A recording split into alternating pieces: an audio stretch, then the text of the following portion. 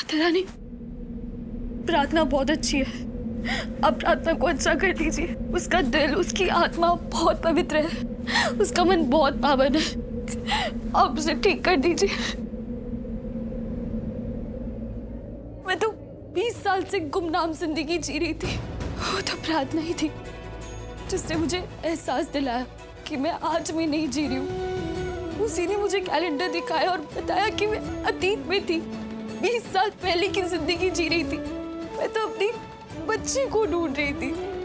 वो प्रार्थना ही थी जो मुझे उस दिन राधा कृष्ण के मंदिर में ले गई, मेरी बच्ची को ढूंढने में मेरी मदद की। माता रानी, वो सबकी मदद करती है, अब आपको उसकी मदद करनी है। प्लीज, आपको इस माँ की ममता का वास्ता, बच्ची को ठीक कर दीजिए। बच्ची को ठीक कर दीजिए। रौनक जी क्या हुआ? क्या हुआ? गायत्री, प्रार्थना कैसी है? प्रार्थना कहाँ है? प्रार्थना का इलाज चल रहा है, वो रूम नंबर 506 में। मेरे को जाना है। रौनक जी रुक जाइए। आप कहाँ जा रहे हैं? डॉक्टर, आपको रेस्ट की जरूरत है, प्लीज रेस्ट कीजिए। डॉक्टर मुझे प्रार्थना को देखना है, प्लीज। 5 मिनट में वापस आ जाऊंगा, please doctor. No you can't. आपको भी रेस्ट की जरूरत है, आराम कीजिए please. Doctor please, it's my humble request, मैं बस 5 मिनट में आ जाऊंगा, प्लीज लेट मी गो। ठीक है, तो जल्दी वापस आइएगा। Thank you doctor.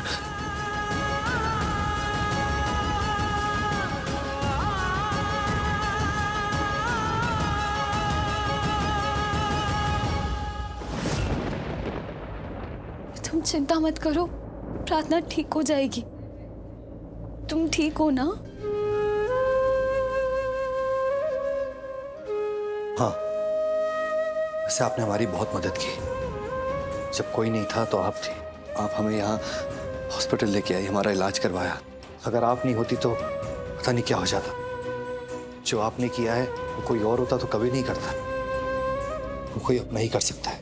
और मुझे अपना प्रार्थना ने बनाया। जब मैंने इसे पहली बार देखा था ना, तो किसी बच्ची की जान बचा रही थी। इतना ट्रैफिक था, इतने लोग थे, फिर भी अपनी जान की परवाह किए बिना उस बच्ची को बचाया और सही सलामत अपनी माँ तक पहुंचाया। और मैं खुद उस ट्रैफिक में फंस गई थी। कुछ समझ नहीं आ रहा था, पता नहीं किस वक्त के तूफान में थी। कुछ नहीं दिखा सिवाय प्रार्थना को। इसे सब दिखा और वापस आई, मुझे भी बचाया। वरना उस रात कुछ भी हो सकता था। बहुत प्यारी बच्ची है, बहुत बड़ा दिल है इसका। पर पता नहीं, कुछ अजीब सा इत्तेफाक है।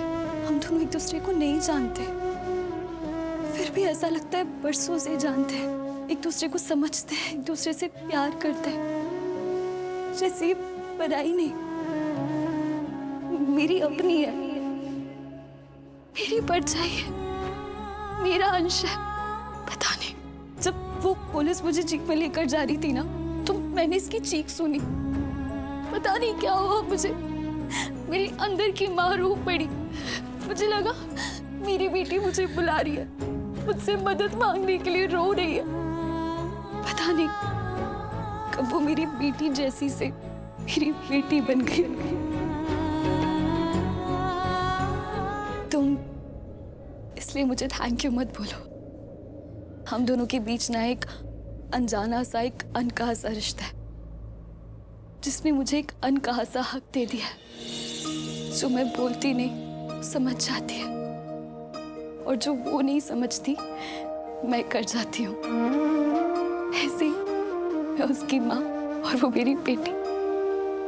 मेरी बेटी भी अब प्रार्थना की उम्र की हो गई होगी, बिल्कुल प्रार्थना की तरह होगी।